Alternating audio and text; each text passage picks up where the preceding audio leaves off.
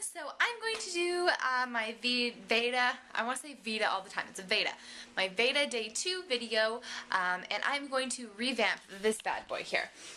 So don't mind this, I'm trying to do some computer repairs and I failed miserably because my computer died on me. Another computer, they just don't like me. I don't know what I did wrong. Anyways, this is just a kind of crafty thing. I'm gonna get another one of these for over here. So my craft organization area, it was all organized and then it wasn't as functional as I had hoped. So these just have kind of some random stuff that didn't belong in any of the above bins there. But I'm gonna go through these, but I just haven't had a chance. So what I want to do now is to make them organized. Like this is all my hot glue gun stuff. Well, not all of it. I have an abundance of like hot glue gun, like glue. It's crazy. Anyhow, I would so much rather this just look a lot cleaner. So I saw this thing on Pinterest. I'll include the link below for where I found it. So I'm going to basically cover the front here with scrapbooking paper. So this part here, so that it'll look all beautiful and pretty, and you'll see. So I'm gonna show you guys how. Okay, so I'm curious to see if Mod Podge goes bad. I bought this around Christmas time, and I really haven't used it much, but look at this. My lid is actually Mod Podged to the whole thing. I hope Jax doesn't wake up while I'm doing this because my fingers are all goopy. Anyways, I'm gonna go wipe those off, and yeah, I don't think it goes bad, but it's like, looks like my camera won't focus, but like it's solidified, kind of. We'll see. I don't see an expiration date. So I have my Mod Podge. It's obviously on there thicker than it should be, or ideally should be, and that's because it spilled. But that's where we're at. So I'm just going to slide my paper on there and push it down nice and evenly. And again, this dries clear, so that's why we're using it, and that's why it works perfectly for people like me. So we've got it on there nicely. Now I only did it up to this line, or this line right here, so I'm gonna make sure that's pressed down nicely and then do the top portion.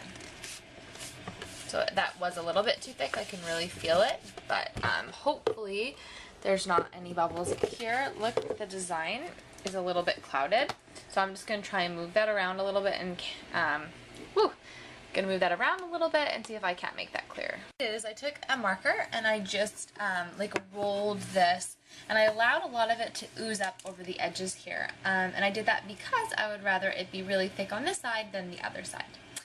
So now, this is hard with one hand because I've got my Mod Podge brush. I was totally just recording and not really recording. So I got some Mod Podge on there, I pressed it down. I realized my slit wasn't in a perfect place because the paper did move a little bit, but I just really pushed it down on there. I'm really glad that I have that leniency in the top portion, because over here, when you push down, it does one of those. So it kind of crinkles a little bit. I'm going to need 2 hands for this, but I'll show you when I'm done. Alright, so I'm satisfied with the amount of Mod Podge I see on here, and the lucky part for me that this little part here, I was worried, see there, how I've got a gap, and it looks atrocious. It looks bad on that side, but you turn it over on this side, and it looks totally fine, because this hides your flaw. So, woohoo! So this is just my first one, so I don't expect it to be perfect. You can definitely see my imperfections, but I will be smoothing those out a lot as I go. But it's really hard to see how it's going to turn out exactly because we've got some fogging going on with the Mod Podge, but it will dry clear. But you can still see where it's not adhering properly, so that is very useful and helpful. So I'm just going to make sure that everything is sticking correctly, and we'll go from there. Alright, so I've got my second piece cut here. Now, sorry, I did not leave as much room at the top, and I am regretting that right now, but I just kind of spliced it, and obviously I'm going to take this sticker off, but I just kind of spliced it wrong. So, boo for that. I think this time around what I'm going to do is I'm going to adhere the bottom part, then make the slit, and then do the top part. I think that's the way it's intended to go. So yeah, I'm going to do that and I will show you guys my result. This time I did a much thinner coat, and I think that's going to be a lot more successful. So I'm just going to put that with obviously my pattern side out. and just slide that in there and press it down. And I found using a marker to really smooth it out helped me get it all nice and even. So I really need 2 hands, one to steady the paper and then one to hold this. I'm just going to make sure that I do have enough Mod Podge. You can really see where you've got it and where you don't, and where it needs a little bit of help. So it looks like it's doing quite well. So I'm going to make my slit, and I'm going to slit it right here, which is above quite a bit where I had originally thought. So I'm just going to do that, and I'm not going to film it, because I don't have an X-Acto knife. I'm just using my scissors. I've just got fabric scissors I'm using, so it's a little bit harder. Alright, so this one is finished. It went a little bit smoother. I made 2 side slits here.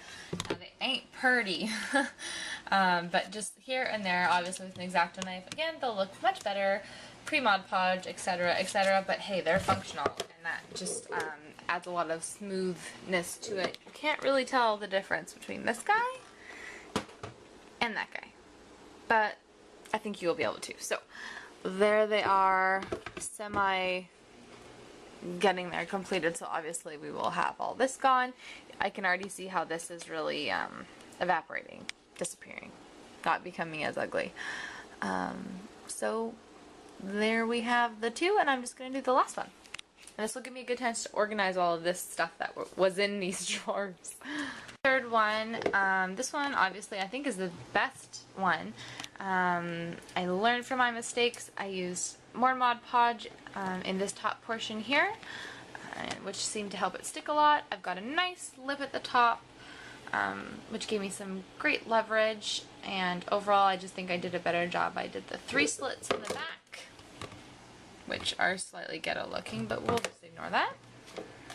But yeah, overall I think it's going to be okay. So these aren't stacked perfectly, and they've got Mod Podge all over them.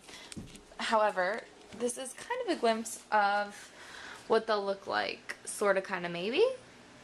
So I think it's gonna be good. This guy's gonna be in the middle, though. Maybe I should have done neutral colors. That purple's kind of bugging me, but anyways, I think it's gonna look okay. I'm just gonna trim the tops here, and I do apologize for that crazy washing machine noise in the back. I kind of didn't realize it was on until now, and that really annoys me when I'm editing this and I hear that in the background, because I can't imagine how annoying that is for you guys. So I do apologize, and I'll try not to do that again. I did it in my last video as well. But anyways, I'll show you when these are all dry and done and hopefully looking pretty. Talk to you guys soon. Bye. Alrighty, so here we have it, the end result, and I'm really happy with it. I think it turned out awesome, and I mean, it's not perfect obviously, but it really does hide, you know, all of the madness that is contained inside. So I'm going to be getting another one of these for scrapbooking paper, and I definitely plan on doing this. I used a little bit too much there, so I did have some runoff, but the beauty of it is I can always redo it. And any goopies that, you know, were in there that I didn't get to wipe up just are completely clear. So I'm totally fine with it. It's just a cheap old thing, and I think it makes it look a little bit cuter than it was originally. So there we are. I hope you guys enjoyed.